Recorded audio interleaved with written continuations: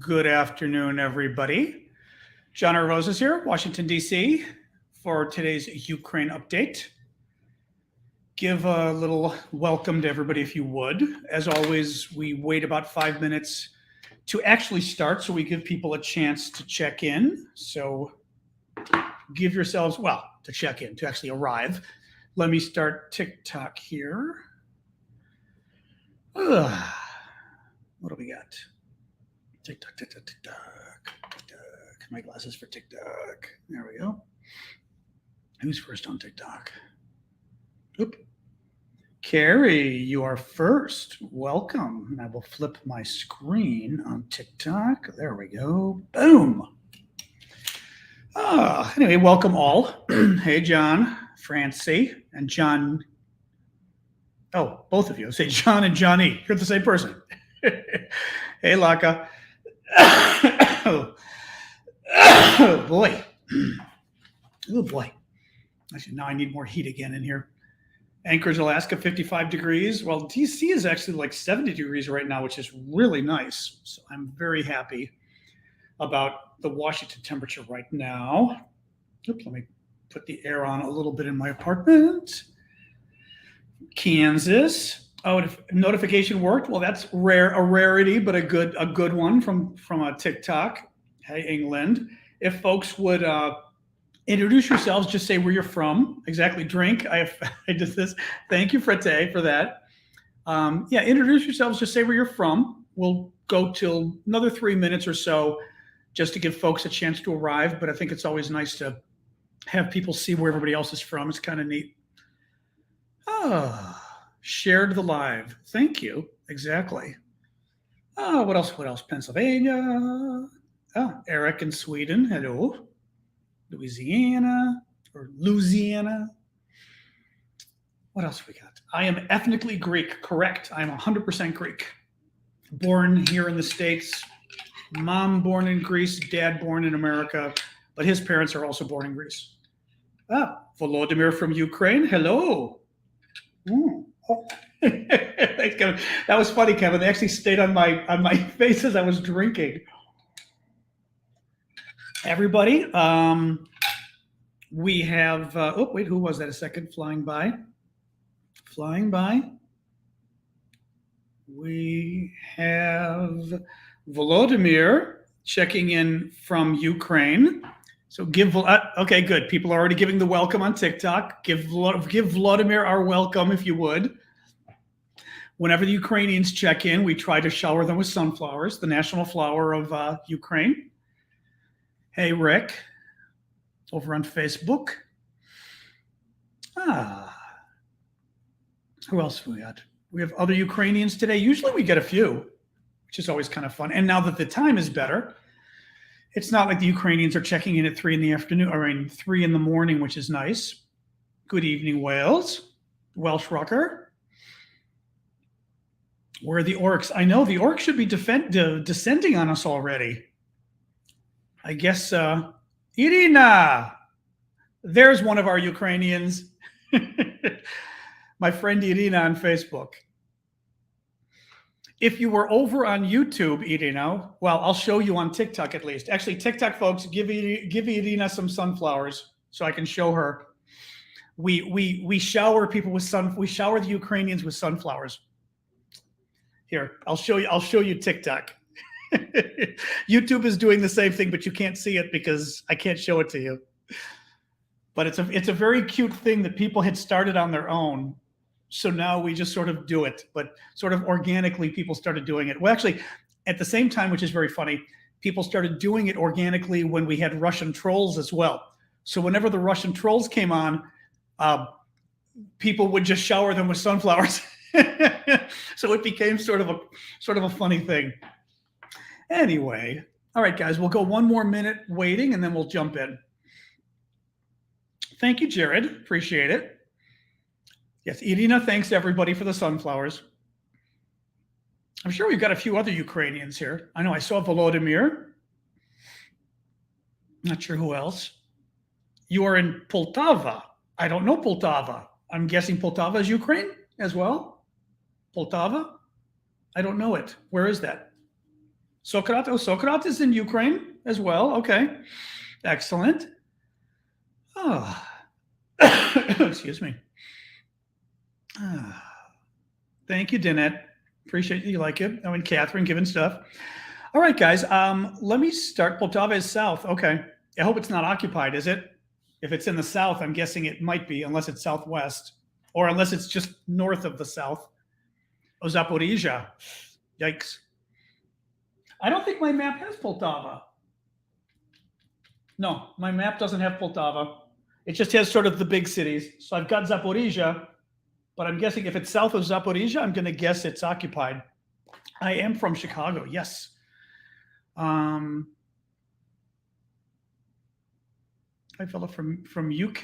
Yeah, ex-BBC friend near London. Okay, not sure, but hello.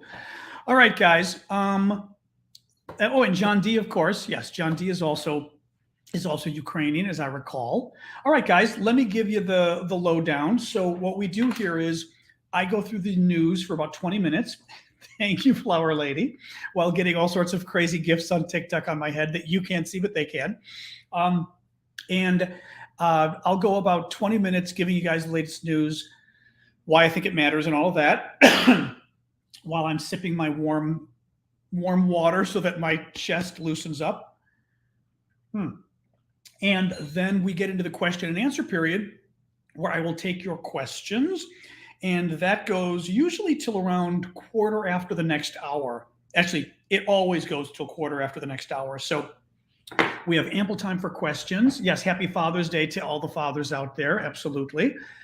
And let me say, okay, TikTok. On TikTok, very interesting, by the way, TikTok. So I was on my friend Crypto Weatherman's TikTok yesterday, and his live, he's got the Q&A box, which is driving me bonkers because they took the Q&A box away from me, which is very annoying.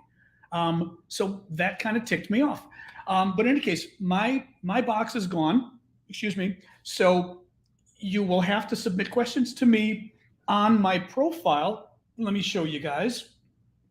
My TikTok profile, you will go and, okay, on my profile, hello, on my profile, you see that red line that says live. It sort of says when by the way, that line is where you see when the next live is on TikTok. It'll tell you in your time zone. So in my time zone, it says 2 p.m. It's a great way to see when the next lives are for anybody you're following. Right to the left of it, you see, or to the right of it, it says Q&A. Let me see. Oh, pancake got in the way. Thank you, Jay Fles. You see that Q&A. You hit the Q&A button, and it lets you submit questions. See? Ask a question. So that's how you can submit questions to me. On YouTube, thank you, Flower Lady. On YouTube and everywhere else, you can use the comment box at the bottom, of course. And for folks who want to be really nice and generous, if you can submit, if you submit a super chat question, those are the questions you pay for. There's a little $sign at the bottom of the comment box on YouTube. You can either submit a super sticker, which is simply a fun little goofy image thing that you pay for, and the host gets actually, I think 70% of the money goes to the host, which is nice. YouTube doesn't take too much. But you can also submit a super chat question, which I always promise that I will get to those. In other words, I get so many questions, I can't get to everything, but for the super chat, I will always get to the super chat questions as my promise to you. And as long as I remember, I will get to them as the next thing I get to as well. So hopefully I remember, but I appreciate when you guys get those. And finally, the gifts on TikTok, I will always try to make a shout out to whoever gives me the gifts on TikTok as I'm doing this, because I appreciate those as well. So do a quick look here. The dog is inside. Okay. It's 70 degrees out, so the dog is coming in and out all day here. And yes, we will do another hearing watch party for Tuesday. Let's worry about that tomorrow, Monday, and we'll worry about it. Tomorrow's show will be the normal time, 6 p.m. Eastern. It's a holiday here in the States, but I work for myself, so every day is a holiday or no day is a holiday. All right, guys, let me get rolling here. Another sip of tea. Not really tea, it's hot water with honey and lemon. So, okay. Actually, I've got 4 pages of news. I was very surprised. Always doesn't seem, Actually, I'll start. Okay, last little question I'll answer before I jump. I am not going to a subscription service in part because TikTok is not offering me a subscription service. If they ever do, I would consider looking into it, but I would never want to put all of it behind a paywall because that would be a pain. So I don't know. I also, maybe I will write to TikTok's support and say, why is my Q&A go on when other people have it?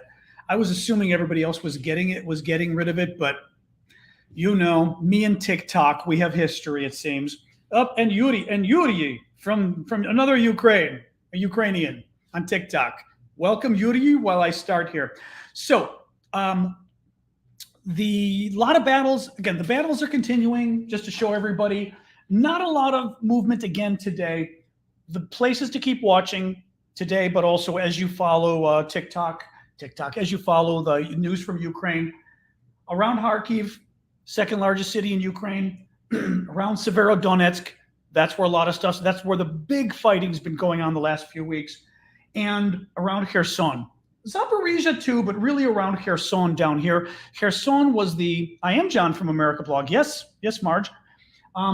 Kherson is the first major town that the Russians grabbed and have been holding on to this time around. Crimea, of course, the area they grabbed in 2014. So typically when you're looking for updates on the war, you're going to be looking at Kherson, at Severodonetsk, and at Kharkiv. Now, no significant changes in any of those areas in the last 24 hours. Excuse me, my allergies are crazy today. The battle in the east near Severodonetsk, not too much going on. Interestingly, I was reading even more military analyses in the last day saying that Russia has put so much into this battle for the east, specifically for Severodonetsk, but also they want to take all of the Donbass, which is more or less the region out here. They are trying to take, there's two oblasts, two provinces. One is called Luhansk. Also, you have the town of Luhansk. One is called Donetsk. You also have the town of Donetsk. And they're trying to take both of these. Severodonetsk is here in, I'm forgetting. Is it Severo? I want to say Severodonetsk is in Luhansk, but it's tricking me because the last part of it is Donetsk. So I'm not going to say which one it's in because I'm getting worried now, but I thought it was in Luhansk. Either way, it's part of the Donbass, and it's part of the region the Russians are really trying to get, basically because it's their fallback region. Remember, Putin wanted to get Kyiv, the capital, in 3 days. He failed. He wanted to get Kharkiv, the second largest city in the east. He failed. Same thing happened. They started pushing towards Kharkiv. They were bombing the hell out of it, and the Ukrainians regrouped and pushed everybody back, right? So now Putin is going after Donbass, this region in the east, and it's the latest fallback that, hey, if we can just get the region in the east, he's going to claim some kind of victory, right? Well, not a lot has been going on in terms of movement out there. A lot of the experts do think that eventually the Russians will probably, maybe get Donbass, the region in the east. Hang on. Okay. Job King, thank you for that. I just want to make sure I didn't miss any questions. Oh, thank you, guys. You guys were just showing support. I appreciate it. And James as well. Thank you, guys. I appreciate that. Make sure I didn't miss any questions there. But what the analysts were saying in the last day was something I've been talking about and other analysts have been saying, basically that the amount of troops and equipment that Putin has put into the east, especially for the Battle of Severodonetsk, is going to hurt Moscow and other regions. That basically, look, the Russian troops are tired, and I'm going to get to that in a minute. And they've lost a lot of men. They've injured a lot of men. The numbers I saw was, I want to say the number recently was 50,000. Obviously, it's hard to estimate, but 50,000 Russians either killed or injured, but basically taken off the battlefield. They've lost all of their top, not all, most of their top equipment. So they're bringing in tanks from the 1950s. They're bringing in these infantry fighting vehicles that are like the first generation that were already put to pasture, right? So really not, they don't have a lot left. Well, all the good men and the good equipment that remains, they've thrown into Severodonetsk. Thank you, Crusher, for the dinosaurs. Appreciate that. And the inspired woman.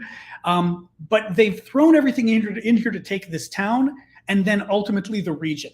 Now, I think what's going on, and I've said this before, I think Putin is, hold on one moment.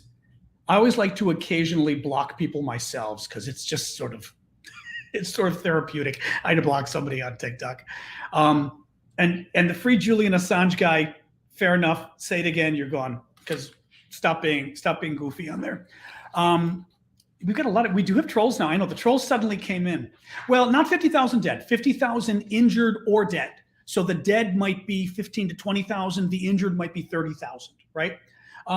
But the Russians have spent so much here that they can't do anything else anywhere else. That after this, it's thought the Russians have pretty much hurt themselves in terms of being able to do anything in the rest of the country. And they're pretty much going to have to dig in and wait for the Ukrainians to get their weapons. And once the Ukrainians get more of the weapons from the West, we hope the Ukrainians will be able to start pushing back, right? But after this, I think pretty much the Russians are going to have to dig in and not go anywhere. Yeah, we are getting like massive troll infusion on TikTok. Just, I don't know if any of the moderators are over there, but if more folks can go over and just take a look. Now, one piece of news I thought was interesting is that Russia has amassed a large number of reserves in the Luhansk region, which I told you is sort of the far eastern Ukraine, in preparation for a large attack.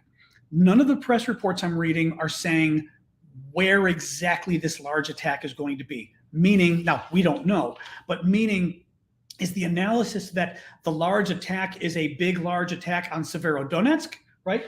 The town where all the horrific fighting is going on right now, or is it a larger attack to try to take the region overall, right? Thank you, Tracy. Could be either one. And frankly, as I've said before, I wouldn't be surprised if the Russians are able to finally get the whole region. They might. But what the Ukrainian plan has been is to extract as much Russian blood as possible to make the Russians to basically give all that they've got left and to destroy it so that when the Russians are done taking this region, they won't be able to take anything else. That's the idea. And to make it so difficult for the Russians that, again, more dead, more wounded, more weapons destroyed, just to hurt their war effort everywhere. So that, I think, is what the Ukrainian goal has been. In Severodonetsk, I will say this too. Thank you, Gary, for the shout. In Severodonetsk, one of the other concerns is civilians. I had read yesterday that about 10,000 civilians were still trapped. It was a town of 100,000 people. 90,000 would have left if only 10,000 remain, which is just awful. The Russians have been destroying it with artillery. This is what the Russians do. We knew this going into it. The Russian strategy is always to go heavy on artillery, which they have a lot of. The artillery guns are those big, long guns, they go boom, boom, and they shoot from the land, and they can go, 20 miles, 40 miles. These artillery guns can shoot, or longer, or much longer, actually. Arifa, you're back. Thank you for all the hot air balloons. They can go much longer. And it allows the Russians to sort of sit back and just bomb. Well, what the Russians typically do is they bomb the hell out of everything. They just destroy cities. And they don't really care if they lay waste to the city like they did in Mariupol, like they've done in a lot of Ukrainian cities. They just lay waste to the entire city and then come and claim the destroyed ground afterwards. That's what they're doing in Severodonetsk. But to their credit, the Ukrainians have still been putting up a fight street by street because that's what the Ukrainians are good at, and that's what the Russians are really bad at, is urban warfare. Okay, we can get to how this will end at the end for the Q&A, because that's a good question. I mean, it's always an ongoing good question, and happy to talk about it. Kharkiv. Okay, Kharkiv, second largest city in the Northeast, second largest city in Ukraine, and it's in the Northeast, 1.5 million people. This city, up until now, was the city that was bombed, I would say, second most after Mariupol. Now it's hard to say with Severodonetsk. Severodonetsk may have gotten more, but in Kharkiv, what the Ukrainians did, the Russians came down and they were trying to circle Kharkiv, and they were able to come around a lot of Kharkiv, but not encircle it entirely, and they were shooting artillery into the city. so that it was getting a lot of bombing. And of course, indiscriminate. They were hitting homes. They didn't care what they hit, apartment buildings, you name it, right? Well, the Ukrainians were able to push the Russians back to the Russian border. This is, by the way, this is all Russia. The blue here, so to speak, is all Russia. So they were able to push back to the Russian border that is only like 15 miles from Kharkiv. I mean, this distance is really small, right? They're able to push them back. And now the Russians are basically having to push people back from Kharkiv. Oh, and we got another person from Kharkiv here. Tritonet, I guess, on TikTok. Welcome. So the Russians are now trying to sort of push the Ukrainians back from Kharkiv or back from the border. Thank you, Evolving. I appreciate that, because they're worried that if the Ukrainians get too close to the border, now the Ukrainians could even hit Russian cities with their artillery. Thank you, Baby Shoe. But also the Ukrainians are able to hit the supply lines. By being on the border, they can hit the Russian supply lines in Russia that are coming down and feeding weapons, ammunition, even food to the soldiers in the east. So that's what's going on in Kharkiv. No big change. One of the other interesting things that happened in the last day was another person from Kharkiv. Everybody's from Kharkiv, Patriots fan. Welcome. Привет. A number of folks in the last day have talked about a long war. In the UK, I'm forgetting who it was. It might have been the defense minister. The NATO chief Stoltenberg also talked about this. We're also hearing it from US sources, which I'll get into in a minute here. But a lot of officialdom in the West is now talking about this is going to be a long, drawn-out war. Now, this is not a surprise, at least what I've been saying. And I mean, I don't claim to be, a military expert. As I said, my background's foreign policy, but I read a lot and I've been a journalist, so I synthesize the information from what I've been gleaning. I've been saying for a while now that I feel like this is going to drag into a guerrilla war, that this is going to drag into a situation where the Russians are going to dig in where they are. The Ukrainians are going to start getting better and better weapons, hopefully, and the Ukrainians are going to start bombing with their better artillery and hopefully starting to take their land back piece by piece, but it could take years. And you're going to have guerrilla warfare behind the scenes. We've already seen a lot of that happening in Kherson, which is over here. There's been a lot of guerrilla warfare happening here. When I say guerrilla warfare, I mean private citizens who are in the occupied territories take up weapons, but they do it secretly. And they get together secretly. Some of them are former military, so they have experience. They get in touch secretly with the Ukrainian intelligence services. They get them weapons. They get them bombs. Particularly, we've seen a lot of bombs going off now against collaborationists, against local Ukrainians who have decided to work for the local Russian government because the Russians are occupying, and they've been blowing them up. I mean, they blew up the mayor, the fake mayor, some guy who volunteered to be mayor for the Russians, right, in the territory, Ukrainian. They set off a bomb at on the front porch of his mother's house. Now, mind you, I mean, the planning and the thinking here, they were like, where does this guy go? He visits his mom regularly, right? And if he visits his mom, he might be a little more off guard. So they put a bomb under the mother's porch and waited till he got there, blew him up. It looks like he survived. This was a couple days ago, maybe a week ago, but he was severely injured. Another guy, in just the last couple days, they tied a bomb onto a tree next to the road, and they waited until he drove by in his Audi and blew it up. The Audi was severely damaged. He was injured, but again, looks like it wasn't critical, hard to know. But there's been a lot of this going on, and I think you're going to see a lot more of this going on over the next several months, but I think this could be going on for years, and you're going to see us, the West, also supplying the Ukrainians with more and more weapons and things that could help the guerrilla movement, this partisan movement that could, partisan.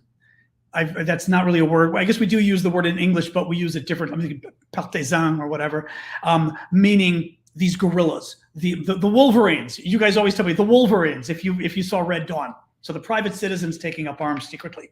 Now, a couple things I grabbed from the Washington Post this morning. The Biden administration hopes that the new weaponry, meaning all the new weapons we promised that are coming in addition to successive waves of sanctions and Russia's diplomatic isolation will make a difference in an eventual negotiated conclusion to the war, potentially diminishing Putin's willingness to keep up the fight. Now, excuse me, this is something I sort of assumed Biden was doing.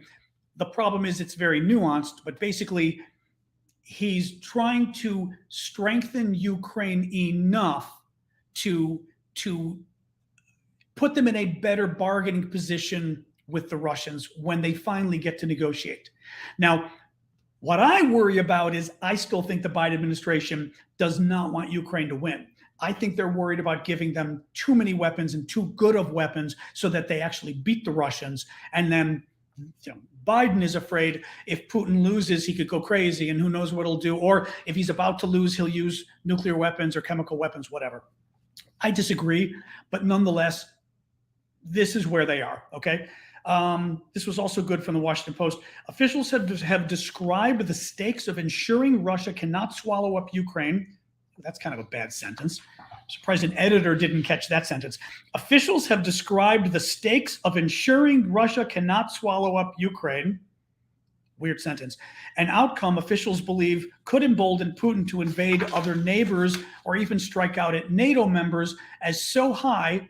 Okay, this sentence sucks. So what they're saying is it is very important that we ensure Russia does not swallow up Ukraine, that American officials have concluded. They fear, so this is the editor in me, break it up into two sentences. U.S. officials fear that if Putin were to swallow up all of Ukraine, it would embolden him to invade other neighbors and even possibly strike out at NATO allies. And they are so worried about this that they are willing to countenance even a global recession and mounting hunger. That stood out to me as very interesting. So what it's saying is that U.S. officials, at least the thinking in the administration right now, is even if it leads to a global recession and, again, hunger problems in Africa and the Middle East, that it is so dangerous if Putin wins this. It is so dangerous to global stability, to Europe, and frankly, NATO itself could have to get into a war with Putin because Putin might be emboldened enough to attack NATO. And then we're in World War III. In other words, if you let Putin win Ukraine, it could actually start World War III because then Putin goes after NATO next. So actually, I'm very glad to see that kind of thinking because that means in the end, we're not going to just let Ukraine go by the wayside. Thank you for the origami, Miss Mickey. You're dying here, Joanna? What's going on with that? Am I missing something? What am I missing, Joanna? I'm seeing your messages, but you're worrying me. Real quick here, what the heck, since I got a super chat question, I always said I try to go for the super chat questions. What the heck is up with Lithuania and Kaliningrad? I saw that. Why now? Well, okay, I'll read. Elise explains it. Seems maybe like a big provocation to cut off 50% of shipping to and from Russia. So Kaliningrad, I always like to show people this because when I show people, there's always somebody out there that goes, honestly, I didn't remember about Kaliningrad a number of years ago. Let me show you the map. Kaliningrad, oops, it's bringing me to Hawaii. Kaliningrad. So Kaliningrad, okay, I will show you first. That's Kaliningrad. That's Kaliningrad. But let me zoom out and show you what it is, which is just bizarre. Actually, that's the city of Kaliningrad, the actual province. Let me see. I'm trying to find the actual oblast. Same difference, same difference. So the actual, if I zoom out, check this out. That would be Kaliningrad, right north of Poland, right south of Lithuania. It's in the middle of Europe. It is this Russian territory that they hold right in the middle of Europe. Now, I think somebody told me, and it kind of makes sense. You see where the red dot is? Look at that, north of Poland, south of Lithuania. It's just like squashed right in the middle. It's not contiguous with Russia. Now, I think somebody told me, and it kind of makes sense, that at the end of World War II, Russia stole it from Poland, I'm guessing, because it kind of makes sense considering where it's located? Oh, it was former German. Was it former German? Then was that could that have been World War I if it was part of Prussia? When did it actually become part of Russia, though? Was it World War I or was it World War II? Like, did the Russians grab it afterwards? Just curious if anybody knows. And I'm sure somebody knows. It was German. Okay, interestingly. But in any case, so what happened in the last 2 days, World War II. Okay, thanks, guys. What happened in the last 2 days was the Lithuanians that are right north there announced that they were cutting back on trade, on commercial shipments back and forth to Kaliningrad, which is interesting. Now, they said it was because of the sanctions. My guess is, well, first of all, Russia can't touch the Baltic states because they're members of NATO and it's World War III. So the Baltic states actually have been ballsier. Ooh, that sounds gross. I shouldn't say it that way. Thank you, Smiling Free. But the Baltic states, along with Poland, have really been kind of the ballsiest in terms of just going after Russia and standing up to Russia. Really, I mean, and this has been for a while now. I mean, just like boom. Ironically, because they're on the border. I mean, some of them actually border Russia. The other ones are, kind of sandwiched in there, but they're all more or less bordering Russia. And it's so it's interesting they're doing this. I think Lithuania, first of all, might be right. Maybe the sanctions mean that Lithuania can't do some of the trade that it wants. Second of all, you've seen Russia. Hey, James, welcome. You've seen Russia start to cut back on its gas shipments to the east. Remember, they cut off natural gas to Germany by 60% in the last week. So Russia's playing hardball, and I think Lithuania is starting to play hardball back with them and go, okay, you want to screw with us? Guess what? You've got a little bit of Russia just sitting there. You need, you want to start, we'll just cut off that little bit of Russia. And if you want to ship everything in by air, be my guest. But it's not easy to come by air because you've got to go all the way sort of from Kaliningrad. You've got to go all the way north and over and down. It's nuts because you can't fly over the Western European territories. So any case, okay, enough of that. I think Lithuania is showing some chutzpah. Okay. All right, Joanna, I'm glad nothing weird's going on. Another quote here. Oh, this is so James Stavridis, who I've quoted before, who is a former U.S. admiral, retired now. And he was on Fareed Zakaria's show this morning. Thank you, Kim, for that. And he said that I think he said this on Zakaria's show. He may have said it in the with a reporter.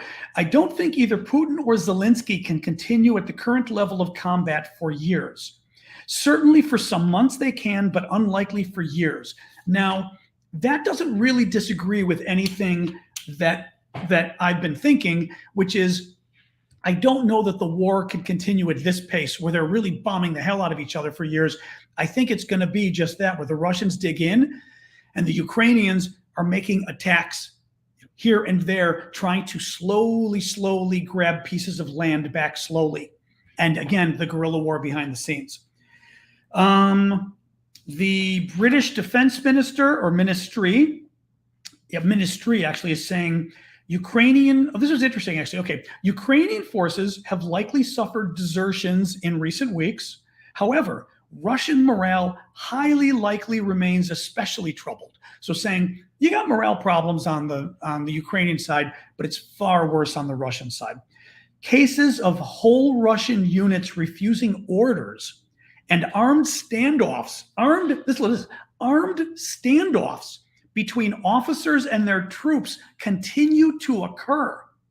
That amazes me. Now, how big is a unit? Are the units sort of the smallest groupings as far as military folks there? Would a unit be 20 men? I mean, what's a unit typically? Or is a unit like 100 men or something? We're talking Russia, so it's men. If it were Ukraine, it's men and women. But what's the size of a unit typically? Or does it depend? Does it depend? I'm going to wait a quick second to see here if anybody responds and grab some of my tea since my voice is going. Anybody? On YouTube or anywhere? Nope. Although I was worried that there's a little bit of a delay when you guys hear me. Anybody about what the size of a unit is? 30 men? Okay, so it is a smaller grouping. Okay. Okay, although 30 men is still significant. But they have now had repeated instances. Oh, it's a generic term. Okay. I thought maybe a unit was specified in the same way like a battalion is specified or whatever. Okay, 24, 30, but so it's a couple dozen or maybe 3 dozen. So they've had this happen repeatedly now that units have refused to fight and that guns were drawn, which is really great. Armed standoffs. So basically guns were drawn by the commanders and the units pointing their guns at each other because they refused to fight. That's pretty freaking good, right? This was the interesting addition to this. Again, from the British Defense Ministry. The Russian authorities likely struggle to bring legal pressure to bear on military dissenters, hampered by the invasion's official status as a special military operation rather than a war. Now, I would have never thought that something like this would matter, but apparently the fact that it's not a war, an official war, is actually making it difficult for them to prosecute, well, maybe not deserters, but dissenters, people who disobey orders, which I thought was fascinating because I would think once you're in the military, you're in the military. But kind of fascinating that that's happening. And again, great sign, because it also means that not only are people refusing to fight, but it means that also they can't do anything about it, which means more people are going to refuse to fight, right? Because they're going to see other people getting away with it, which is just great. Let me look here. Just looking at the comments you guys are writing here. I did not hear this. Professor G is saying there was news that Russia killed a bunch of Ukrainian generals at a staff meeting in an airstrike. I don't know. I heard nothing about that. Certainly possible, but I heard nothing about that. Oh, that's interesting. And Chris is saying for Russia, though, a Russian unit could be 1,500 men, like their mechanized rifle unit. So who knows? I mean, it'd be amazing if it was 1,500 men who were refusing to fight. That would be pretty amazing. Russia claims, and it's not verified about the generals. Okay, yeah, I wouldn't trust that. I wouldn't trust that until we see what happens. Not sure what you're saying, Carol, there. All right, guys, let me jump ahead. So we've got that. UK Defense Ministry says morale is a big problem with the Russian ministry. Let me read these 2 tweets from them this morning. This is Ministry of Defense, and I believe it's their intelligence people in the British government. Drivers for low, in other words, the reasons for low Russian morale include perceived poor leadership, limited opportunity for rotation out of units out of combat. In other words, these units are in combat and they can't get out of there. Like they're not, normally you'd fight combat and then you'd rotate with new units so the guys that are on the front could get a break. These guys aren't getting a break. Very heavy casualties, combat stress, continued poor logistics, which we've talked about for a while. They can't get new weapons. They can't get new ammunition. They can't get food and water. And problems with pay. That I had not heard before. That's interesting. So in addition to all the other problems the Russians are having, they're not getting the pay to their men. So imagine you're there and you're finding out that the money isn't even going into your bank account. And of course, you've got some sweetie back home who's either your wife, your girlfriend, or your who you can't get money, who's not getting money in the bank account. I mean, so then you're literally it's bad enough your spouse is worrying about you. You're worrying about your spouse while you're on the front line because she can't pay the bills because the stupid military isn't paying you. I mean, that's freaking fabulous. Many Russian personnel of all ranks are also likely remain confused about the war's objectives. Morale problems in the Russian force are likely so significant that they are limiting Russia's ability to achieve operational objectives. That last line means things are so bad for the Russians, morale is so bad that it's actually undercutting Russia's effort to achieve the various goals it's setting out for itself. that literally they may not achieve some of the goals they want to achieve because morale is so bad. That's, again, fabulous news. Let me just, for fun, look here. As always, Twitch, you're strong today. We got about 10 people on Twitch. Very excited to see that. Keep it growing. Alrighty, continue. Looking at my bread, I'm making some sourdough bread today that's rising as we're talking. It may need to get punched down in the middle of the broadcast. We'll see. Oh, yeah, there's a third U.S. military volunteer in Ukraine missing. I don't know if this story came out the other day or not. I don't think I mentioned it, but according to ABC News, the wife of retired U.S. Marine Grady Kirpasi last heard from him in April after he arrived in March to fight with Ukraine. On June 16th, 2 other U.S. citizens were declared missing in Ukraine. So that's all we know at the moment. This was a disturbing story. According to Russian media, the Azov commanders, remember the fighting that was going on in Mariupol? So all the way over here in the east, Mariupol, which is the town the Russians were bombing the hell out of for 2.5 months. And finally, there were about 2,000, maybe it's 2,400 Ukrainian troops, who were members of the Azov battalion, who were fighting out of that steel plant, and they were fighting in the basement. And they also had up to 1,000 civilians. And these guys, these 2,000 men and women, held off 14,000 Russian troops for months.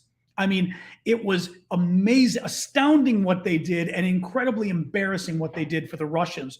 Well, what they did to the Russians, the Russian media is now reporting, finally, these guys turned themselves in. Zelensky ordered them to turn themselves in. They were running out of food and water, running out of ammunition.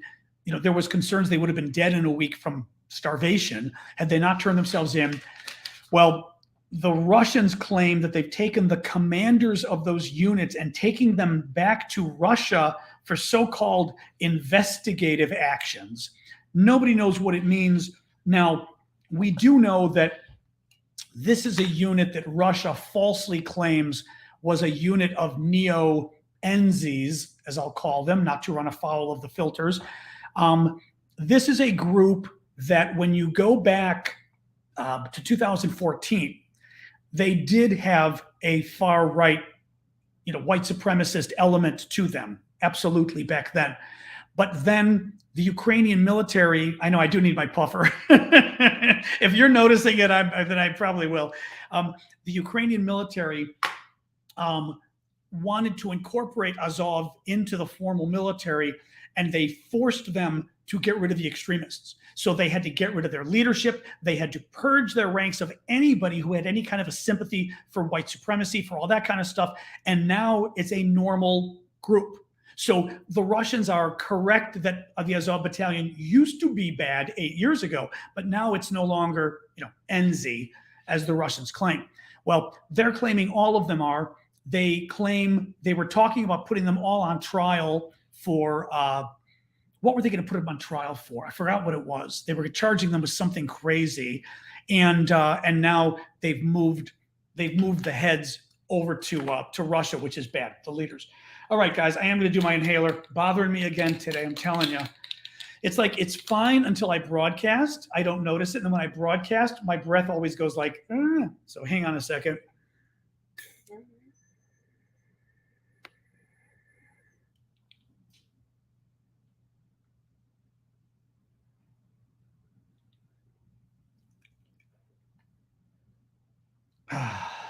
All right. Woo. All right. I'll let that sit for a minute, and then we'll do a second one as we go on. So anyway, that's what's up with the Azov. This was an interesting story because Russia's admitting it. Now, it has a Ukrainian spin to it. But Russia forcibly deported 300,000 Ukrainian children. The Russian state news agency Interfax, so this is from the Russian government, reports citing the Russian military that more than 1.9 million Ukrainians, 2 million Ukrainians, thank you, Purnell, for that 2 million Ukrainians have been, well, the Russians say moved to Russia. Ukrainians obviously would say forcibly deported, and they're correct. Most of these guys were forcibly deported to Russia. Since the start of the invasion, 2 million Ukrainians, over 307,000 of them are children. Now, the Russians claim, they did this to protect the Ukrainians and all this kind of BS. We know from reports from Mariupol, and actually I had published a report from Mariupol that I got from a guy who had just escaped. And actually, I think at the time he was still he'd escaped and went to Russia. Now, he was okay with going to Russia because he had a visa and all sorts of stuff. I still think for him it was risky going to Russia. But he wrote that of all the people he was able to escape Mariupol, mind you, Mariupol was controlled by the Russians. They wouldn't let anybody leave. They wouldn't let anybody leave, right? So of all the people that they found ways of escaping, they swam in a river for 3 hours, all sorts of things, right? So what they did was once they were able to escape from Mariupol, it was still Russian-controlled territory, and they ended up running into the Russian patrols. And the Russians said, oh, yeah, the only escape route is this way, the only safe escape route. Well, it was an escape route that pushed you right into Russia. Now, what this guy had said that wrote the article for me, he talked about the filtration camps that we've all heard about. And he said, before a lot of this became public, otherwise, he said 85 to 90% of the people with him who had escaped from Mariupol had no idea that they were being sent to Russia. They thought they simply were following some safe passageways, getting them to the rest of Ukraine, to like free Ukraine. And they had no idea the Russians were basically forcing them without their knowledge and without their consent into Russia. He said 85 to 90% of the refugees that were able to get out. So imagine that extrapolated to this, that the Russians have kidnapped, if it's 2 million people, the Russians have kidnapped 90%. So that's, 1.8 million people, right? I mean, horrific, absolutely horrific. And as I've said about before, good luck finding out who these people are. Only the Russians know who these people are. They're never going to admit who everybody is. And they put them through the filtration camps where they basically try to find out who's an activist, they asked one guy recently in the BBC article what his thoughts were. They ask you crazy things like, what are your thoughts about Zelensky?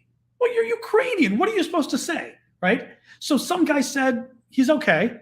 Well, they then pull up his Instagram and go, you posted a picture of him in March and you said he's the president Ukraine needed for this moment. That's not just okay. Why are you lying? What are you hiding? And like this kind of crazy stuff. So it's bad. Yeah. Anyway, it's bad. But the Russians are threatening resistance fighters in Zaporizhia. Now, Zaporizhia Oblast, this is Zaporizhia, the town. The Oblast is the region. I believe the region comes further south. But it's around there. It's the same area where that nuclear plant is that the Russians control.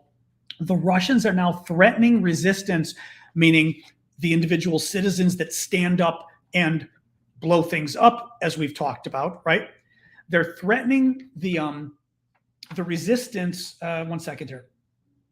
They've introduced the death penalty for the resistance, for anybody who does anything to stand up, to organize against the Russian occupation forces, the death penalty. I mean, this is straight out of World War II. I mean, it continually, I got to say, one of the talking points that bothers me that we're not using in the West, Russia is so hell-bent on claiming credit for World War II. And mind you, the Soviets did a lot. They didn't do everything. They did a lot. And Russia is not the Soviet Union. 25% of Soviet troops were Ukrainian. But Russia likes to pretend like it's the only one that fought in World War II. And they also like to pretend like they're the Soviets. The Russians are not. I mean, the Russians are the Soviets in terms of the corruption and the bad attitude, but they're not the Soviet Union, right? Soviet Union had a military that could fight. Russia's military is a joke, right? But what gets to me, what was I going to say with this? What gets to me with this is they so love to talk about the great Soviet Union and how our battle against the Enzis and how our battle, remember, part of the reason they went into Ukraine was to de-Enzify, right, the country. I don't know why we don't use it against them. We should just call them Enzis, like nonstop. We should say, I mean, our General Milley did, the chairman of the Joint Chiefs of Staff of America, compared it to World War II. We should be saying, this is Enzi behavior. This is what they're doing is exactly what the Enzis. If you want to see who the Enzis are, look no farther than Putin and his top men. But we're afraid to say it, and I don't know why.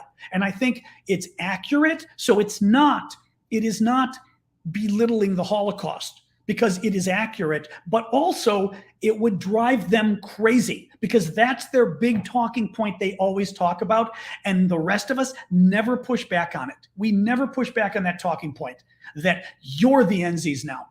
You know, anyway, just something that, like I said, sort of gets on my nerves here. Oops, that's funny. That's in the way, my phone carrier. The Ukrainian, this was sort of interesting. The Ukrainian parliament banned Russian music in media and public places until Ukraine gets all of its territories back and the Russian aggression against Ukraine ends. This one I don't quite get. I don't know. I'd be curious for any of our Ukrainian friends to weigh in on this. Who's here? I mean, I see John D is here and some of the others. If you could tell us culturally, maybe, like banning Russian music in media and public places. I mean, are people okay? Oh, actually, and John says that he does call them that in public. Yeah, no, and they should be. They should be.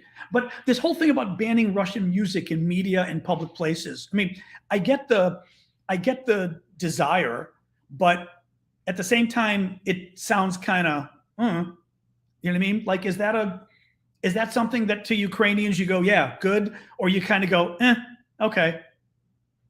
I mean, unless Russian music is being used by the collaborators, and then that's a different issue. You know what I mean? Just curious. You guys can sort of weigh in as I go to the next topic, and I'll jump back because I'm almost done here anyway. Actually, I'm done. Last topic I've got here. It just struck me as a little bit too much, but then again, maybe they've got a good reason for it. Okay, it's good news. Well, tell me, I'm just curious, as a Ukrainian, why do you think so? Because I mean, is the occupation? I mean, are the collaborators using it, for example? Oh wow, Downey chick, that's awful. Oh God, that's awful. Interesting. Okay, so Elise is saying banning Russian music in other countries seems dumb, but I can understand it in wartime Ukraine. Yeah. Yeah. Well, that's a good point too. Okay. I mean, Triva saying, seeing as Russia takes great pride in these particular things. Oh, am I missing? Sorry, I didn't mean if I'm missing some of the stuff you guys are throwing up there. But seeing as Russia takes such pride in its culture, it's kind of a punch in the face to the Russians. That's interesting. Yeah.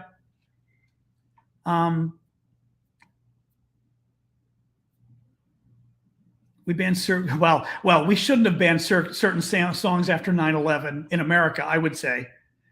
La Calimera, I would say we shouldn't have banned it, like the Dixie Chicks and other stuff, of course. But let me give you the final story here, and then we'll just jump into the Q&A. Germany is restarting its coal power plants, offering companies incentives to reduce natural gas consumption, because as you recall, the Russians just shut off natural gas, 60% of natural gas to the Germans. The German economy minister outlined the steps that Berlin was taking to reduce its energy dependence on Russia for the forthcoming winter, which includes reintroducing coal. Now, it's funny, I've mentioned this before. Oh, time to do one more breather, and then we'll continue. One moment.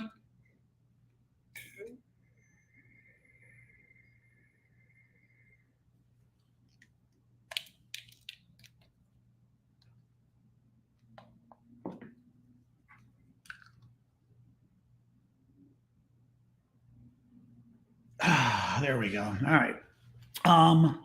Downey chick. I know my sourdough. I kid you not. The sourdough will. Here, you guys. You can see it on the counter. Probably the big vat. Can you see it on TikTok? I could show it. I can't. You guys, it's too hard to show.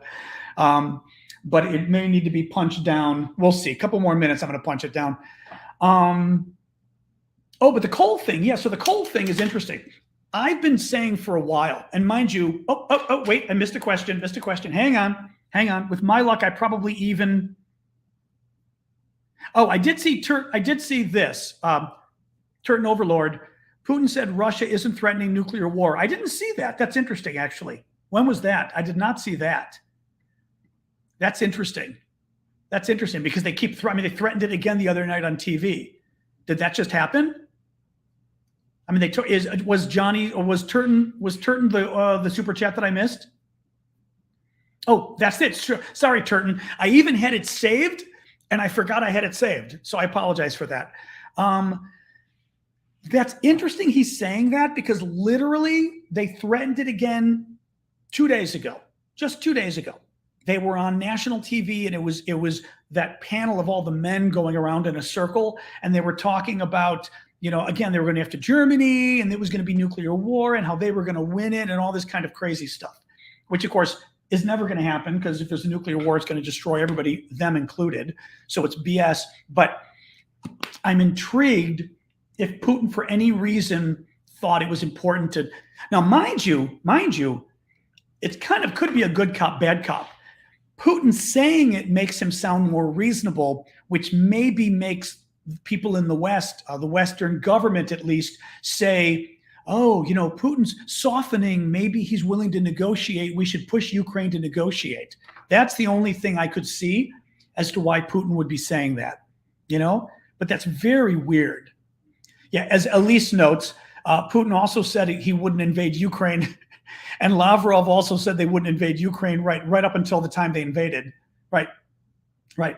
So, and as Treva's saying too, they've threatened it 20 or 30 times at this point. Look, they're liars. I mean, the thing is, that's what they do. They're a government of liars, but they're literally quite literally a government of liars. It's what they do. So, I mean, what are we doing here? All right. What was I going to? Oh, I was going to say the coal thing. I'm sorry. The last thing was the coal thing. So 1 second there. What I'm intrigued by that is, and again, since I'm Mr. Contrary in terms of U.S. politics, and I disagree with people on my side that get them angry, but I had asked a while ago, and the discussion went nowhere, but I still think this is what we're going to see. If we're going to tackle global warming, and I put European energy independence from Russia in that same category, meaning we've got to get away from these fuels, right? If you've got to get away from these fuels, then you're going to have to start using fuels that people don't like. So in this case, coal. Coal is dirty. It's bad. The last thing we want is more coal being used because of climate change.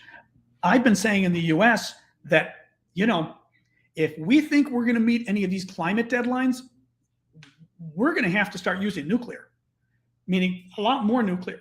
And God knows the environmental movement probably isn't ready to say that, and the far left would never say that. But I don't know how it's just something I'm surmising, but I'd be curious to see what happens because I don't see how you don't, even again, in Europe with this, coal is not the alternative we want. Nuclear is better than coal. I mean, by far. Because again, we're also talking climate change. Nuclear causes its own problem, but we are talking about destroying the entire planet. I'd rather go to nuclear and then we can deal with those problems as we move on is a lot better than destroying the entire planet, but I don't think we're there yet. And maybe some of you guys are, because I think part of the reason you follow me maybe is that I often can have a centrist view on things, depending, or a contrary view. But it's just something interesting. And when I saw the coal thing about Germany, I thought the same thing about coal. Now, mind you, nuclear can take a while to build the plants and everything else. Oh, I'm all for alternatives, water, solar, and wind, if they can meet the capacity. But if they can't meet the capacity, then you've got to go back to nuclear too. The Green Party in the UK says nuclear is a good idea. Get out of here. Really, Chris?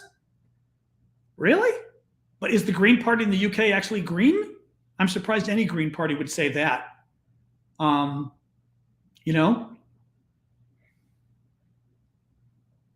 Just curious, just seeing what people are saying here. Nuclear is a good alternative for a transition. Well, exactly. If it can be a trend, well, then I guess that's what I'm saying. Like, while we are trying to build up the other alternatives, they're not there yet, really, to fill demand, and nuclear may be what we need to do. More geothermal, Kelly's saying. Now, this is true. Richie is saying decommissioned coal plants are a lot easier to restart, I'm sure. I know in Germany, they just had a bunch of coal plants that they set up to decommission, and maybe they turned them off, but they didn't shut them down. There's some next step they were going to do with the coal plants in Germany, I believe, that was like upcoming. So that was also why it was so much easier just to restart the coal plants, from what I've read. Oh, and I agree with you on that. Thank you, Louie. Good to see you again. I agree with Jessica. Is natural disasters? Well, natural disasters is just overall nuclear. I mean, I admit I wouldn't want nuclear in my backyard. I admit it. It would scare me, But it surprises me sometimes when I drive around the country and see nuclear plants in the distance and go, even Illinois, I think my state, driving somewhere, and I saw a nuclear plant in the distance and went, get out of here. Because it has that telltale, they're actually very pretty, those telltale cooling towers, The German coal plants use very dirty brown coal, so even worse. Just checking, since we've got a whole Job King. We shouldn't let fear of nuclear war guide our foreign policy with respect to Ukraine. I agree.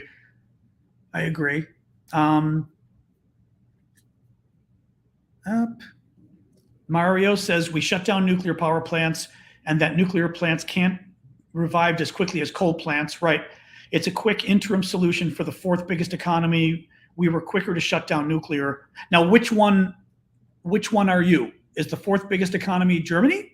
I don't know who that is. Italy? Oh, you're probably Italy, I'm guessing, with a Mario. We shut down nuclear plants, can't be revised quickly. It's a quick interim solution so meaning coal is a quick interim solution. We were quicker to shut down nuclear. Okay, interesting.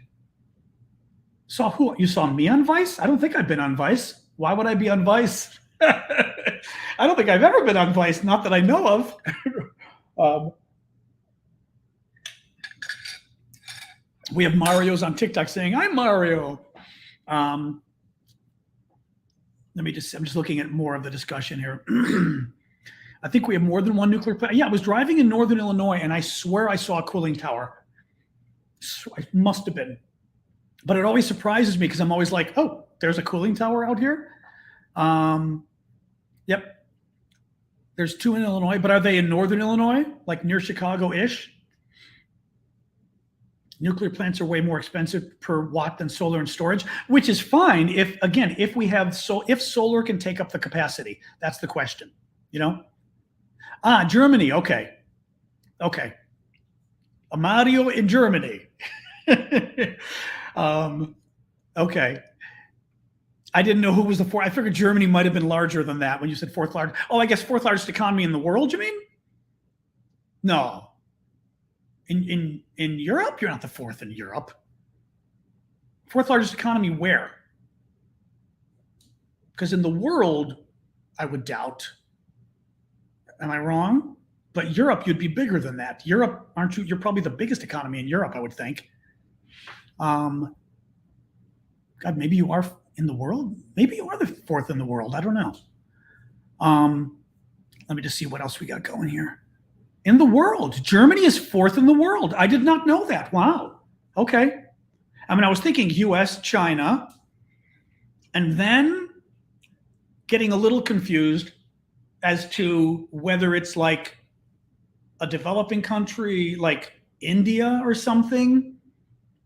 Like, who would be the third largest economy in the world after that? Just curious. Would it be India? US, China, Japan. That makes sense. I wasn't thinking Japan. Okay. Right. US, China, Japan, Germany. Okay. Did not realize Germany was number 4, though. That's wild. Wow. Okay. are getting a timeout for being a dick. Goodbye. Come back when you're less of a dick. So U.S. has 88 nuclear plants. Yep. No, I'm not surprised. In Europe, it's Germany, UK, and France. Okay, that's what I figured. And Italy, probably number 4. That's why I was thinking number 4. I'm going Italy. I was assuming Italy was number 4 in Europe. All right, guys. We've been doing questions anyway this way. Oh, Harvey just had a question here. Hang on. Thoughts on weird stories being spun in the UK that Roman Abramovich, who's one of the big oligarchs, one of the big Russian billionaires, maybe Byron's the one that's near enough to Chicago, I don't know, that Roman Abramovich saved Ukrainian lives by negotiating humanitarian corridors out of Mariupol. Considering his history with the Russian government, should we be praising him? No, because what humanitarian corridors out of Mariupol? They shut them all down. That's the biggest crock of shit I've ever seen. That's a bunch of bullshit, humanitarian corridors. First of all, most of the humanitarian corridors that were promised didn't happen. The Russians kept shutting them down. One really famous one the Russians did, I saw on TV. They had video because they had journalists with these guys. I don't know how the hell they were embedded. And they took the poor Ukrainians that had been in Mariupol for 2 months, no food, no water. I mean, barely food and water, right? And they told them, oh, come to this area. There'll be buses lined up. The Russians have agreed you can leave. Everybody shows up. Imagine packing your house thinking you're not coming back. As many belongings and everything else you can take with you, right? And they get on the bus. They wait for an hour or 2 on the bus. And then the Russians say, oh, it's canceled. And they sent everybody home. And it was all just to screw with these people. Absolutely. I mean, the Russians routinely have used humanitarian corridors to open up fire on people. Exactly. Babarikis just said they murder people on those corridors. Routinely. They did the same thing to Ukrainian troops back in 2014. They told them to set down their weapons, like 200 of them or something. Set down your weapons and you'll be allowed to leave. And as they were leaving, they got them into like one street or somewhere that they told them to walk down because it would be safe. And all they did was funnel them together and then they killed them all en masse. No, I don't know what he pulled off. Maybe he pulled off something special, but please. Anyway. All right, let me look for. Yeah, that's insane, Harvey. I'm with you. I wouldn't be praising the guy. Oh boy. All right, let me pull up question. Looking at my bread. It's still hanging in there. Actually, it's already 8 after. At quarter after, when we switch to our hanging out chatting, then I'm gonna punch my bread down, I think. Here we go. Find the questions on TikTok. All right, TikTok questions. Could the world economy stay afloat with the sanctions, or will NATO drop sanctions but still supply weapons? I mean, it depends.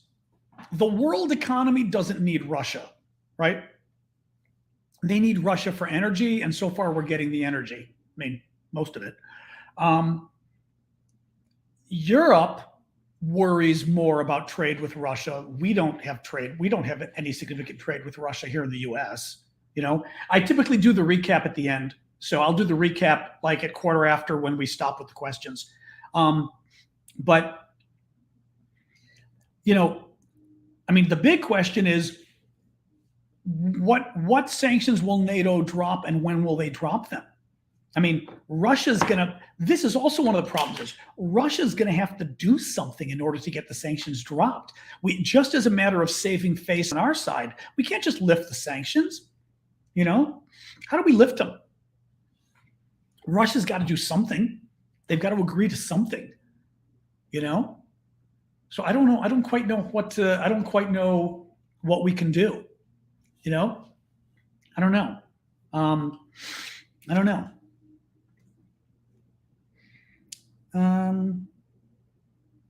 Yes, I actually talked about this yesterday. Alex Grunwald says, heard today about a rumor about 15,000 rich Russians trying to leave the country because they're afraid they'll lose everything. Yes, I had it yesterday. This, I believe, was British intelligence that came up with this. And they were looking at visa applications and all sorts of things and came up with the conclusion that 15,000 Russian millionaires, it said millionaires with an M, were trying to leave the country because they were afraid of, I guess, sanctions, but also their businesses overall going downhill, and potentially their opposition to the war it threw in, which I thought was interesting. So my guess is it means they would want to emigrate to another country and then set up shop in that country and say, I no longer want to be Russian. But yes, that does appear to be a true story. A lot of them have been returning. Kim is asking, I haven't heard much about how refugees who left Ukraine are doing. How many of them have returned to Ukraine? A lot have returned, but I don't remember the numbers because partially they're being told not to return. I mean, I remember when the Russians were forced out of Kyiv, the capital, and the Ukrainians started coming back, and the government told them, don't come back. Like, I think partially we're not ready. Well, maybe Kyiv could be ready for them, but they were afraid of the Russians continuing bombing and everything else. So I'm not sure to what degree the Ukrainians want the refugees to come back yet. But I do know refugees have been coming back. Yes. But I don't, like Kharkiv, for example, people have probably been coming back to Kharkiv because it's not undergoing the crazy all-day bombing it used to have. But my guess is the local Kharkiv government might be telling them, you know what, the Russians are still on the outskirts. They're trying to, actually, that was one of the things that I read in the analysis was that the Russians are still, Kharkiv, remember, is the second largest city of Ukraine in the northeast. Kharkiv, the Russians are trying to push the Ukrainians back, first of all, push them back from the Russian border, but also push back far enough that Kharkiv is back in artillery range for the Russians, so the Russians can start bombing the hell out of it again. And as Johnny says, Kharkiv is not safe yet. I mean, it would just take, a little bit of movement, potentially a couple miles, for the Russians to potentially be back into position where they could bomb Kharkiv again. So, and thank you, Annette, for that. I appreciate that. Boy, I started a whole energy discussion here, which is fine, but funny. What else we got here? Yeah, what is your question, Flower Lady? I can, or if you post it right now, I can read it. Post it right now. I'm looking at the screen. Sorry, Flower Lady was trying to ask a question. And she's always so generous with the gifts that I want to thank her by answering hers. So it always takes a second for the questions to pop up here. So, because it takes there may be a 15 or 20 second delay.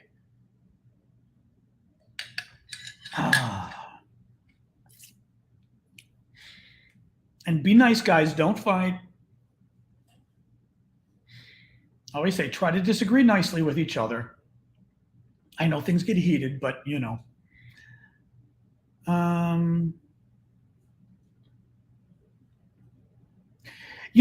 terms of access to social media, I think they had VPNs before that could let them tunnel out unseen to the web, even though it's blocked in Russia, or the sites are. But then the Russians started clamping down on the VPNs in the last 2 weeks. They started shutting them down.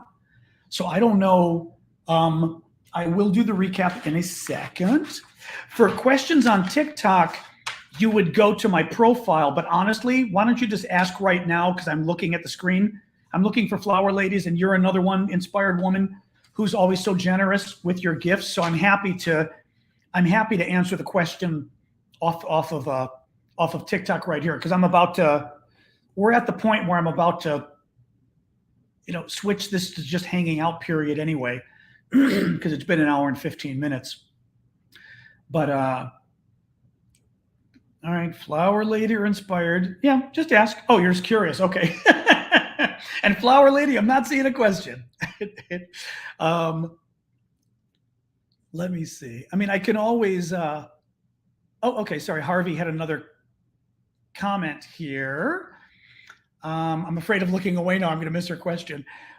There's still a large amount of there's still a large amount of Ukraine in the UK right now.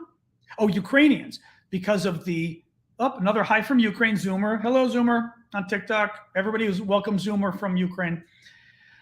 There's still a lot of Ukrainians in the UK right now because of a house sharing with Ukrainian scheme set up by the government. 10 to 15,000 in my city last time I checked. Oh, that's nice. That's nice. I'm not surprised. Well, exactly. And also the thing is, once you're in the UK, you probably don't go back until things are okay wherever you're from, probably, because it's such a long. I mean, I'm amazed they even went all the way to the UK. That's a hell of a. It almost makes me wonder if there are people who aren't planning on going back if they went that far, but who knows? That's interesting, Harvey.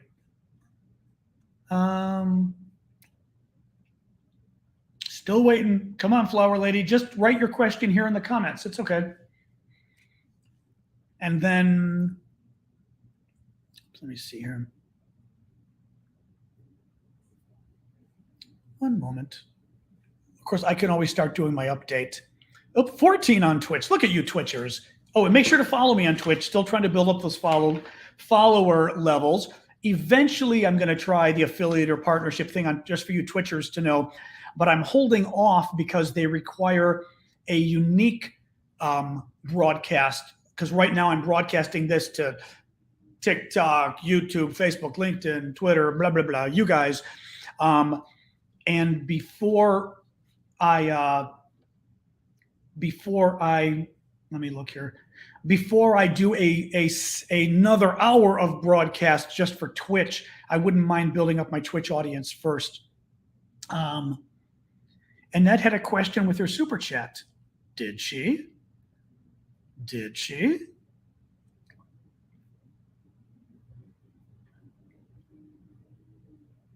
Oh, that's cute, Harvey. Oh, yes, exactly, Joanna. I did. I listened to you. I listen. Annette, I'm trying to see here. And actually, folks, what helps me in the future is if you see a question that I missed, if you are able to copy the question when telling me about it. Oh, I see Annette's question here.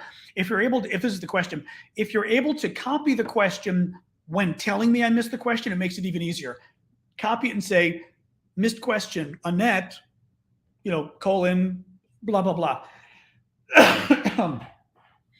I am, Eric. What I'm doing is I'm using my iPad for TikTok because TikTok is difficult and won't give me the keys to stream once they do that. And otherwise, I'm using StreamYard because it's easier. But Syndicate, my good friend, is trying to get me over to Streamlabs. And we are using Streamlabs for some things, such as automating some of the comments on the other services that we're broadcasting to. But I find it very complicated. It worries me a bit. It's a bit complicated. Whereas StreamYard is just painfully easy, but it doesn't let you do everything you want to do. The sourdough recipe. Actually, my sourdough recipe is just from King Arthur. Let's wait a second. We'll get to this, and then we'll do sourdough when we're hanging out here. Putman says he doesn't care that Ukraine joins EU. You're asking me about Ukraine joining EU? I don't know. I mean, I think it's important for the long term. I think it probably would help Ukraine's growth and everything else in the long term to be tied in with the European Union. I would think. And culturally, being that more tied in with Europe is good. It very well could help them on the corruption front as well, to have a little bit more ties with Europe and everything. But I don't see a downside with it. I mean, I would think it's only a benefit, and especially because you're dealing with all the Russia bullshit, never ending.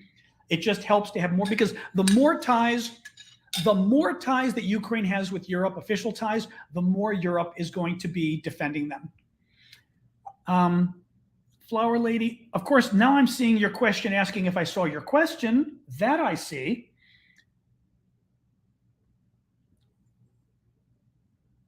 Well, the only thing, oh, can a mod repost? You see, I'm seeing all of your stuff asking about it. Can a mod repost for me? Saw that.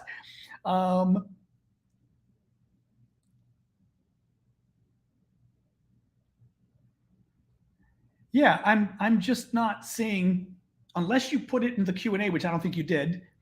I'm just not, yeah, I'm not seeing your questions here. It's weird. Yeah. The currency I cannot pronounce. It's like HR something, like Krevna or something. I cannot pronounce the Ukrainian currency. But like Krevna, maybe? I don't know. Oops. Yep, that was Javi. Sorry, guys, looking here. Exactly. I can cook. Well, I'm gonna go check the sourdough while we're doing our Q&A.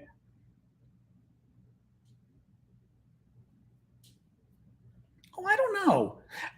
The thing is, Boris Johnson is supporting Ukraine in hryvnia. There you go, or however you pronounce it. Though, is it hryvnia? Maybe grivna? No, that's got to be a huh. I shouldn't say it's got to be a huh. Thank you, Kyle. Love the dinosaurs. My fave. How is it pronounced? How is it pronounced, though? Is it hryvnia? Is that what you were saying, Isa? I'm going to call you Isa, as if we're friends. Close enough? Okay. Okay. Well, and again, my problem is you say grivna, you say with like a g. I studied Russian. Kharivna. Nya. Really? Well, first I've got to see it spelled in Cyrillic. I took Russian for a year, so I can read Cyrillic, but I think your pronunciation might be a little different than the Russian. So at least it gets me a step ahead when I see it written in Ukrainian, like whether it's like ending in a or ya, things like that. Hrivna. You see, now I would have said hrivne for that. But do you say hrivnia? For the final E, do you make it a ye? Hrivnia?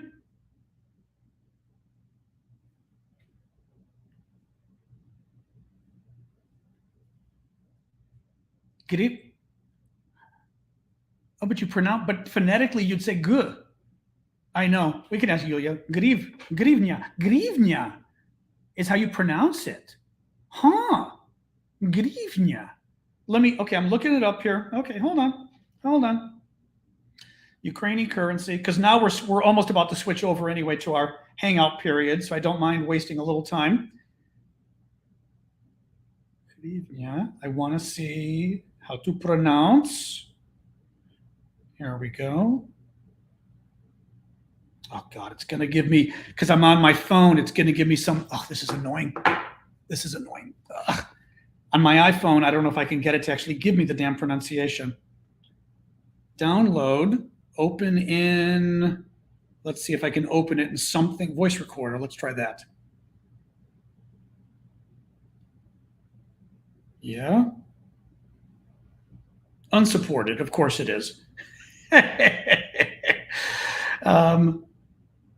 You're all giving me different pronunciations. All right, hold on. I'm opening up another screen and trying it here. Let me try this because on my computer, yeah. Hang on, Wikipedia, turn off my volume.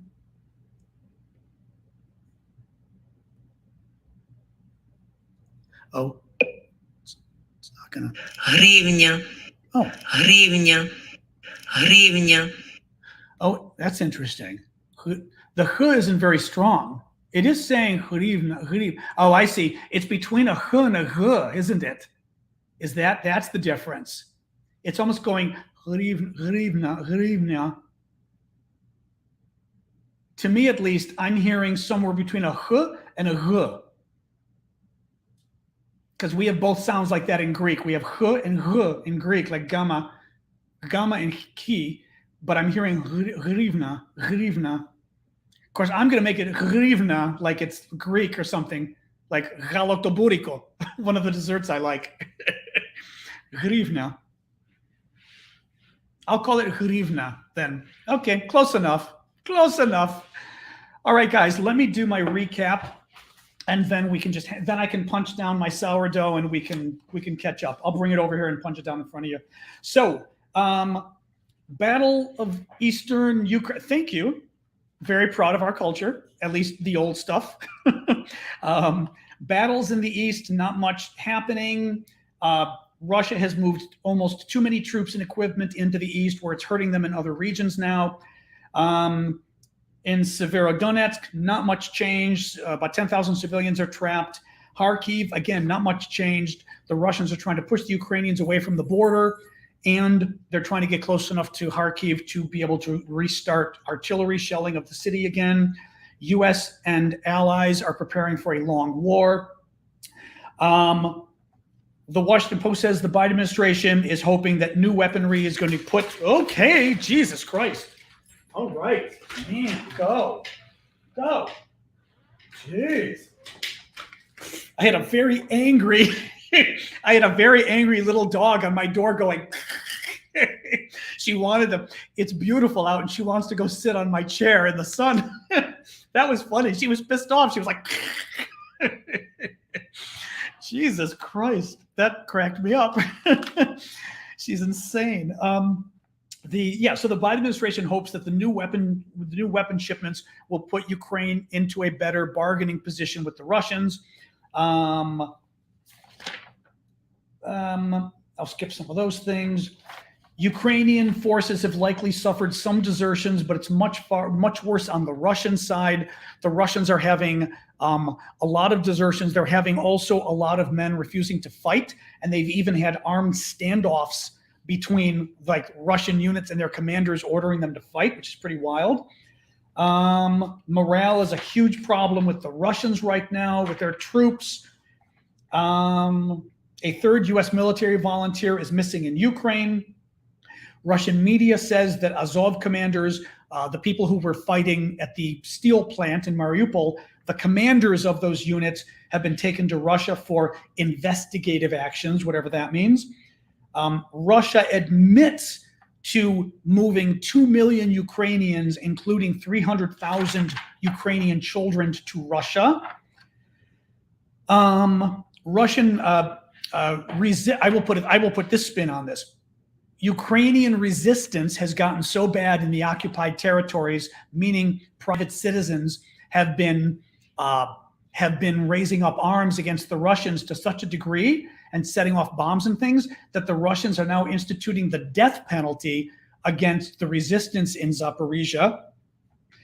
The Ukrainian parliament has banned Russian music in media and public places until the war is over, basically, until it gets its territory back. Oh, she's still happy there.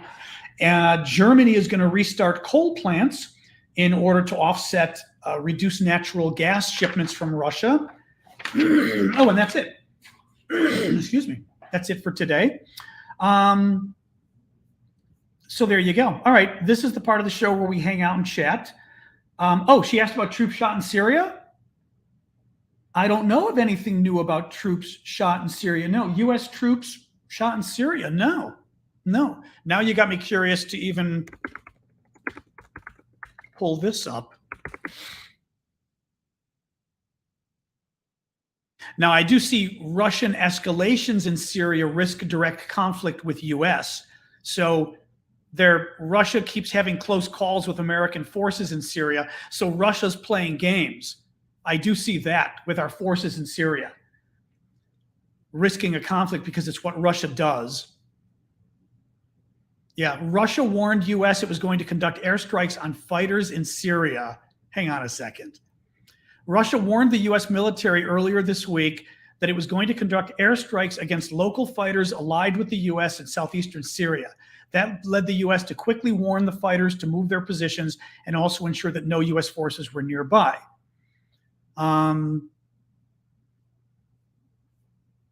Okay. Yeah, not sure. I don't see anything about them being bombed, though. No. All right, one moment. I'm going to get it was a base where American troops none were killed. Okay. Chris is saying it was, okay, a base where American troops were, okay, so it was a Syrian opposition base where there were US troops, but our troops weren't hurt. But again, really risky of the Russians to do that. Incredibly dangerous. Hang on, I'm gonna get my sourdough so I can punch it down here while the dog is enjoying herself outside. Ugh. Ugh. So yes, this is my, you can see my sourdough. This is my sourdough. Looking pretty good. So, where's this? And it is a nice, smells good. You can't smell it, but, well, you can see though. Beep, beep, beep. But I'm gonna fold it down and then push it down and then fold it a few times. Oops. It doesn't, the one thing I find with my sourdough, which I don't like, is the dough doesn't build up enough gluten, and I don't know why. It just, I always have a hard time with the gluten, and it annoys me. So, I mean, like it rises, but the gluten doesn't hold together well enough, and it starts to break apart. And I always have this with my sourdough, and I don't know why. But anyway, so I'm trying to fold a few more times by hand to help. Anyway, you know, I wasn't doing anything. I mean, I washed my hands before I sat down because I was making the dough. So, you know, the dirtiest my hands are is newspaper, and no one's eating it other than me. I do need to, I've got gluten, and you know, I keep thinking of adding more. Oh, Syndicate, you got to sign off?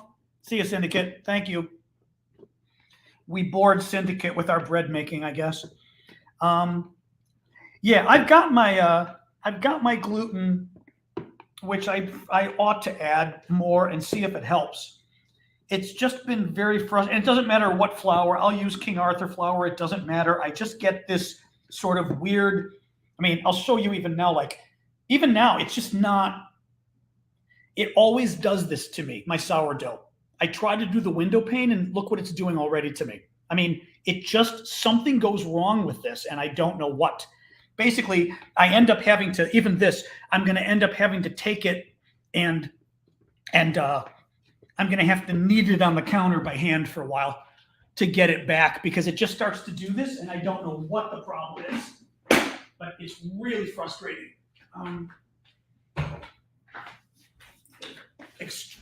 Extremely frustrating. But it's doing it again. It's starting to fall apart again. No. This is regular flour. We typically don't use self-rising flour here in the States. I mean, some people do, but it's not typical for a recipe. But I'm always having that problem with this. It's pissing me off. Because, yeah, that is not what the dough is supposed to look like. And I have that problem often enough with my sourdough. So, is pissing me. It's not too much moisture. No, that's not. It was wet before, but now that's the right amount of moisture. I mean, that I know from doing it. That's what I'm going to have to do. What I find is when I was kneading it in a machine, and kneading it in the machine, it just doesn't do that. Now, temperature, I wonder about the temperature question. That's possible. No, and keep folding it, exactly. You know, I'm also thinking of, frankly, taking it out and just kneading by hand on the counter, because usually that works better. You know, damp cloth, you think? I don't know, but I mean, I've been having this happen a lot lately, where it starts to break apart, and it's not over kneaded. There's no way it's over kneaded, because it doesn't. I mean, I've had bread be correct, and altitude shouldn't be a problem here. We're pretty much sea level, but I've had this before. I have had bread be correctly, and for years my bread was fine. Only recently it's been doing this to me. But for years, you know, bread, I know how bread should be, the window pane, the whole deal. And it's been this weird. Yeah, but yeast, that's not really a yeast question, though. I mean, you know, I don't get it. I don't get why it's been doing this.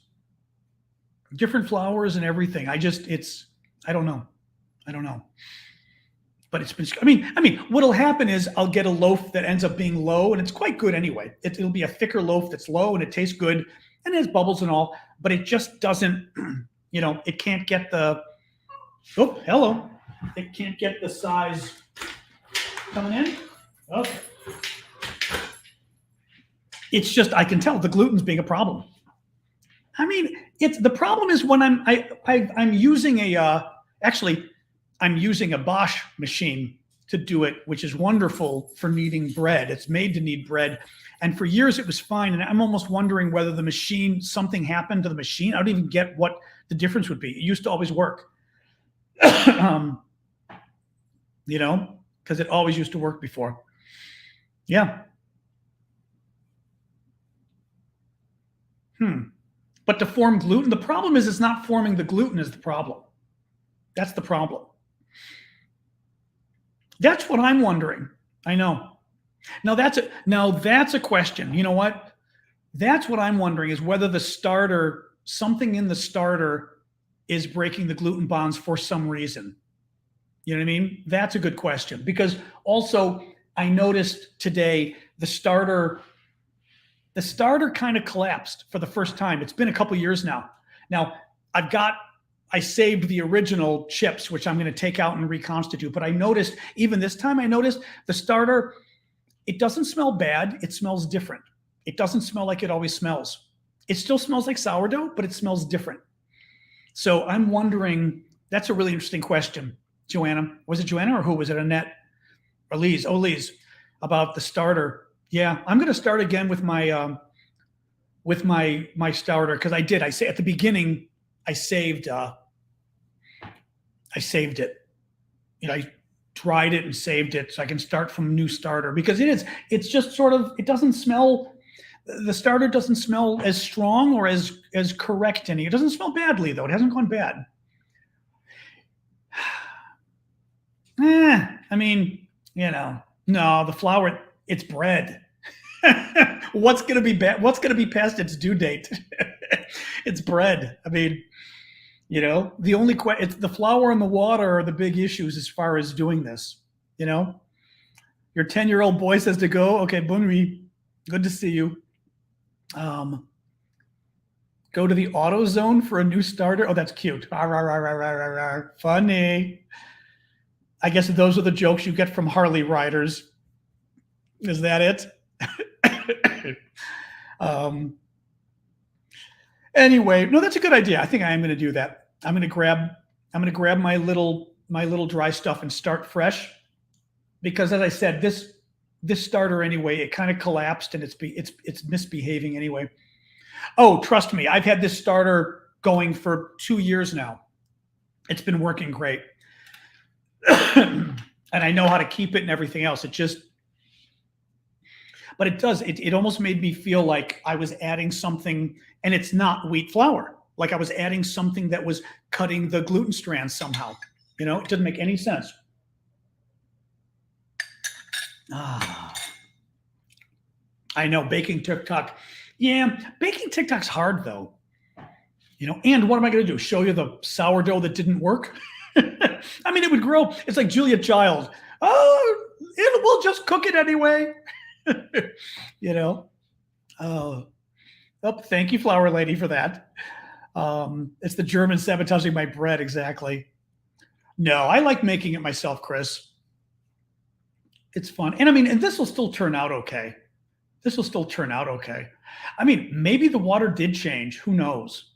You know, that our water changed and somehow, but literally something is blocking the gluten development. And it's almost like it gets halfway there. Like this one, it got halfway there and then collapsed. You know, now what I'm going to do, that is what I normally do at this point anyway. I throw it on my marble counter, get a little more flour, and then knead it. And usually it gets it halfway there. And it's enough that it rises and makes a thick loaf of bread, but there's enough rise. I wouldn't say thick, but something's off, clearly, but I can't figure out what. I'm telling you, I'm wondering about the starter. I can't figure out what else would be messing with it. You know? Did you perhaps change washing up liquid? I don't know what that means. Oh, you mean liquid to clean the dishes and stuff? No. Well, I mean, maybe a long time ago. I don't know. Yeah. I mean, it could be the yeast, but the yeast is working. The yeast isn't a problem. The yeast works. But I'm with you. It's like the chemistry or something is wrong. Don't use a metal bowl. Nope. Nope. But yeah, it's like the chemistry's wrong or something. You know? It gets the gluten halfway there and then just starts breaking down. I don't know. I may call King Arthur and ask them too, because they're good about that. I mean, they've got a wonderful helpline that's really wonderful. Yeah, but again, the issue is the gluten. The issue is not the yeast. It doesn't matter if it's killing the yeast at this point, and it's not killing the yeast, it's rising. The issue is the yeast, is the gluten not being happy. I am going to add more gluten powder next time, that's for sure. Because as I said, I've got gluten. Well, I could even potentially add it. It's a little hard to add it now, but I could. I may even try that actually. Try to save it. I'll put it back in the bowl with maybe a tablespoon or two of water and some gluten and see what happens. Because it's really annoying me. The only problem is then I've got to knead it again. But this has been happening far too often, and it never used to happen before. All-purpose. It's happened with all-purpose. It's happened with bread. It's happened with King Arthur flour. You know, I mean, I wonder about the water. I think the water or the starter I'm using must have changed. That's my guess. You know, I mean, the other possibility is I need to try to make a simple white loaf and see how that goes. You know what I mean? No. I mean, first of all, keep in mind, I've been doing this for like 4, 5, probably, 5 years. That's not even true.